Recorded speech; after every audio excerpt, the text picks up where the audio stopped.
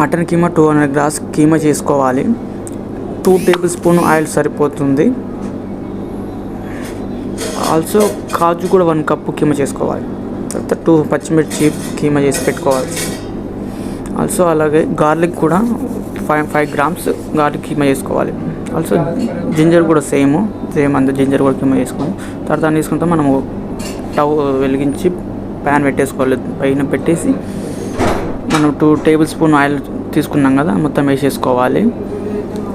తీసుకుంటాం. ఆయిల్ వేడైన తర్వాత మనం దాంట్లో జింజరు గార్లిక్ కీమా ఉన్నాయి కదా, అవి వేసుకొని మంచిగా ఫ్రై చేసుకోవాలి. జింజర్ గార్లిక్ కీమా మొత్తం వేసేసుకోవాలి, మంచిగా ఫ్రై చేసుకోవాలి. అవి ఫ్రై అయిన తర్వాత ఆనియన్స్ వేసుకోవాలి. ఒక గుప్పెడన్ని వేసుకోవాలి. ఆనియన్స్ 2 గుప్పెడు వేసుకోవాలి. తర్వాత మంచి ఆనియన్స్ మంచి ఫ్రై అయిన తర్వాత పచ్చిమిర్చి కట్ చేసుకున్నాం కదా, అవి వేసుకోవాలి. పచ్చిమిర్చి బాగా ఫ్రై చేసుకోవాలి. తర్వాత ఒక రెబ్బ కరివేపాకు తీసుకొని వేసేసుకోవాలి. కరివేపాకు వేసిన తర్వాత మంచిగా ఫ్రై చేసుకోవాలి. మంచిగా ఆనియన్స్ మనకు కలర్ చేంజ్ అవుతుంది అంతవరకు మంచి ఆనియన్స్ మంచిగా ఫ్రై చేసుకోవాలి. తర్వాత 200 గ్రామ్స్ మటన్ కీమా తీసుకున్నాం కదా, మటన్ కీమా మొత్తం వేసేసుకోవాలి. మటన్ కీమా మనకి ఆల్రెడీ మీరు కొంచెము సపరేట్గా ఉడకబెట్టుకోవాలి. మటన్ కీమాని ఉడకబెట్టుకుంటే మనకు తొందరగా అయిపోతుంది. మటన్కి మంచిగా ఫ్రై చేసుకోవాలి, మంచిగా రోస్ట్ చేసుకోవాలి మటన్ కీమాని. తర్వాత ఒక చిటికెడు పసుపు వేసుకోవాలి.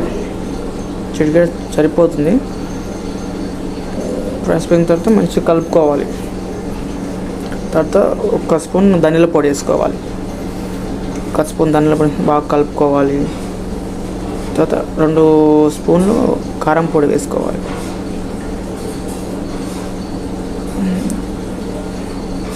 కారం పొడిన తర్వాత మనం మంచిగా కలుపుకున్న తర్వాత సాల్ట్ వేసుకోవాలి. మనం సాల్ట్ తగినంత వేసుకోవాలి.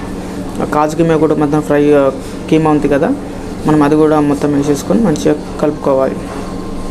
మంచిగా కలుపుకున్న తర్వాత కొత్తిమీర లైట్గా మొత్తం అయిపోయిన తర్వాత కొత్తిమీర వేసుకోవాలి. కొత్తిమీర వేసి మంచిగా కలిపిన తర్వాత అయిపోయిన కర్రీ నేను వేరే బౌల్లో తీసేసుకుంటున్నాను. అంటే అయిపోయింది, మన కర్రీ అయిపోయింది కాబట్టి. కాజు మటన్ కీమా చపాతీలో కానీ వేడి అన్నంలో కానీ తింటే వస్తుంటుంది. మీ ఇంట్లో డిఫరెంట్గా ట్రై చేసుకోండి. మన సింపుల్ రెసిపీ మటన్ కీమా, కాజు, ఉప్పు, కారం ఉంటే సరిపోతుంది. వీడియో అయితే మన ఛానల్ని లైక్ చేయండి, షేర్ చేయండి, సబ్స్క్రైబ్ చేయండి. ఎందుకంటే మీరు చేసే ఒక సబ్స్క్రైబ్, ఒక లైక్ నాకు ఎంతో ఉపయోగపడుతుంది.